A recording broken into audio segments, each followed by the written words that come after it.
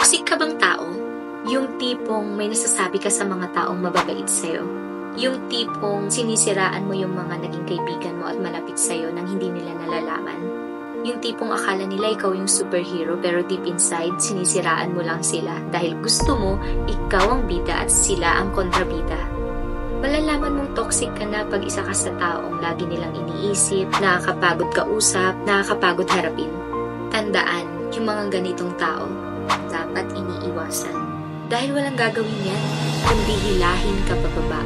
Magsasabi sila ng mga salitang masasakit, yung mga hindi ka nais-nais, because they want to feel superior. Sila yung tao na nakakaalala lang kapag may kailangan. Kapag alam mong hindi na healthy, ikaw na mismo umiwas. Dahil ang mga taong toxic ay walang gagawin kundi manakit, mang-insulto, at painitin ang mga ulo natin. So ang tanong, toxic ka bang tao? Oh, share mo na ito ah. Like and follow na rin for more. Bye!